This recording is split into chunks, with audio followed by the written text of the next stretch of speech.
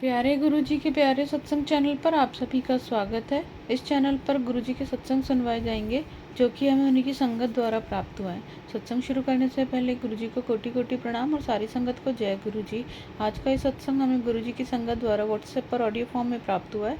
सत्संग शुरू करने से पहले मंत्र जाप करेंगे। ओम नमः शिवाय, शिव जी सदा सहाय। ओम नमः शिवाय, गुरुजी सदा सहाय। जय गुरुजी। शुक्राना गुरुजी। गुरुजी आपके चरणों में हमारा कोटि कोटि नमन। सभी संगत अंकल आंटियों को मेरा शुक्राना और हमारा शुक्राना सत्संग शेयर करने के लिए। आंटी जी आपको तहे दिल से शुक्राना जो आप अपना इतना बहुमूल्य समय हमारा सत्संग शेयर करने के लिए, अपन वीडियो को बनाने के लिए आप अपना इतना बहुमूल्य समय हमारे लिए निकालती हैं। इसके लिए गुरुपा आपको और आपके परिवार को बहुत बहुत ब्लेस करें। अब मैं अपना सुखाना सत्संग, जो कि गुरुपा ने कहा है कि पुत्र लगातार 7 दिन सुखाना सत्संग शेयर कर, तेरा कोई पुराना काम जो कि अटका हुआ है वो पूरा होने वाला है, तेरी अरदास कबूल होने वाली है। तो इसके लिए गुरुपा आपको बहुत बहुत शुक्राना। और मेरा ये 5वां शुक्राना सत्संग है जो कि मैं गुरुपा के स्वरूप के सामने गुरुपा के दिव्य महामंत्र जाप से शुरू करूँगी। ओम नमः शिवाय, शिव जी सदा सहाय। ओम नमः शिवाय, गुरु जी सदा सहाय। जय गुरु जी। ये गुरुपा बहुत दिन से गुरुपा का ये मैसेज आ रहा था कि पुत्र, तेरे ऊपर माँ बगुलामुखी माँ का मंत्र से तांत्रिक किया जा रहा है। तो ये गुरुपा ही हमें बताते हैं कि जैसे माँ काली के कोई भक्त है जो कि वो तांत्रिक माँ काली का भक्त है और वो माँ काली के मंत्र से तुम्हारे परिवार के ऊपर वो मारण क्रिया और तांत्रिक क्रिया करवा रहा है। अभी मैसेज आया कि माँ बगुलामुखी के मंत्र के द्वारा ये तांत्रिक क्रिया करवाया जा रहा है। तो जैसा कि कहा जाता है कि ये जो कलयुग है, तो कलयुग के जो हमारे कली के जो देवता हैं, कलयुग के जो 4 देवता हैं, एक है हमारे महाशिव हमारे गुरुजी और उन्हीं के अवतार हनुमान बाबा और माँ काली और माँ बगुलामुखी। तो कितनी भी भयंकर तांत्रिक क्रिया हो, कितनी भी भयंकर मारण किया गया हो, ये सब हमारे ये इन 4 कलियुग के जो 4 देवता हैं, देवी देवता हैं, इन्हीं के द्वारा ये सारी तांत्रिकियाँ भस्म हो जाती हैं। तो गुरुपा का जब ये मैसेज आया कि पुत्र, ये माँ बगुलामुखी का मंत्र से तेरे परिवार के ऊपर तांत्रिक किया जा रहा है, मारण किया जा रहा है, तो तू माँ बगुलामुखी को शुक्राना कर। तो मैं उसी दिन से माँ बगुलामुखी का शुक्राना करने लगी पूजा के समय। पर माँ बगुलामुखी इतनी बड़ी तांत्रिक क्रिया से मेरे परिवार के प्राणों की रक्षा कर रही हैं, तो केवल शुक्राना करने से नहीं होगा। ये मुझे बाद में समझ में आया, क्योंकि गुरुपा का अब सत्संग आ रहा है कि पुत्र, माँ बगुलामुखी तुझसे नाराज़ है। तो ये कनेक्टेड है, क्योंकि माँ बगुलामुखी के मंत्र से तांत्रिक किया जा रहा है।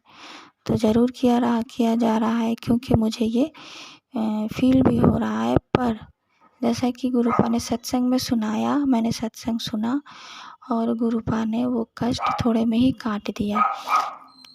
कुछ दिन पहले जब मैं घर साफ कर रही थी, बाहर तुलसी का पौधा लगा हुआ है, उसी के पास एक छोटी सी मक्खी मरी हुई मुझे मिली और मेरी बेटी जो कि 9-10 साल की है, उसको भी दिखा।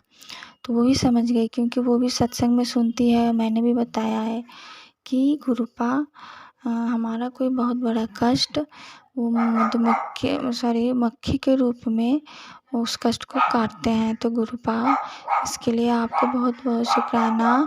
और वो जो मक्खी थी जिन्होंने हमारा इतना बड़ा कष्ट अपने ऊपर ले लिया, उसके लिए उनको भी बहुत बहुत शुक्राना। और गुरुपा, आप उस मक्खी के आत्मा को शांति दीजिए गुरुपा। और मेरी बेटी कहने लगी कि मम्मी, उस मक्खी को आप कहीं मिट्टी में गाड़ दीजिए, वरना पैर से लग जाएगा।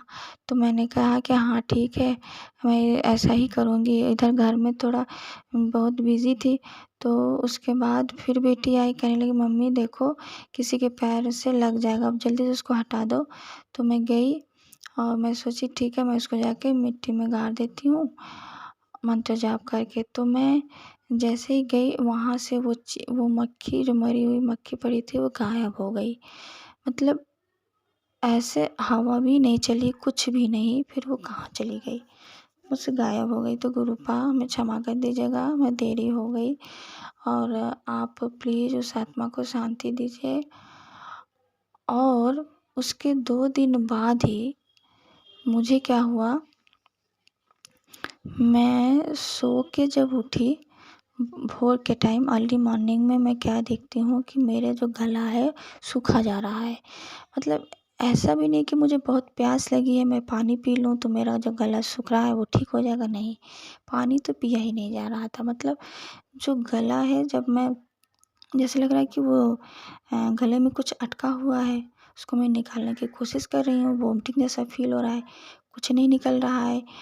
और होता है ना कि जब हम कुछ निगलते हैं, तो निगलते टाइम ना ऐसा लग रहा है कि वो गला चिपक जा रहा है और मेरा दम बंद हो जाएगा। ऐसा लग रहा था कि मेरा दम बंद हो जाएगा, मैं ना सांस नहीं ले पाऊँगी, और अभी कुछ ना कुछ हो जाएगा, इतना डर लग रहा था। हाँ, मतलब जैसे लग रहा था कि गला सूख रहा है, और जब मैं कुछ मतलब गला खुद से ऐसे ही निगल रही हूँ तो लग रहा है कि वो चिपक जा रहा है, तो अब नहीं खुल पाएगा, तो मैं मतलब मुझे कुछ हो जाएगा, ऐसा फील हो रहा था। तो इस तरह मुझे आज से 6-7 महीने पहले भी ऐसा मुझे फ़ील हुआ था, ठीक भोर के टाइम। तब मैं अपने मायके में थी, मैं दौड़ के गई वहाँ पर भी मैं मंदिर में गुरुपा का स्वरूप विराजमान है। तो मैं वहाँ गई, गुरुपा के स्वरूप के सामने मैं बैठ के मंत्र जाप करने लगी और कहने लगी, गुरुपा प्लीज़ आप ये मेरा ठीक कर दीजिए, मुझे बहुत डर लग रहा है गुरुपा। और मुझे ये समझ में आ गया, जब तो अभी मुझे जब फिर से हुआ तो मैं समझ गई, और गुरुपा का मैसेज भी आया कि माँ बगुलामुखी के मंत्र से तुम्हारे परिवार के ऊपर कोई मारन क्रिया की जा रही है। फिर मक्खी का मरना, तो मैं समझ गई कि कोई बहुत बड़ी मारन क्रिया मेरे ऊपर छोड़ी गई थी। और जैसे कि ये जो फीलिंग है ना, ये कल सारा दिन था।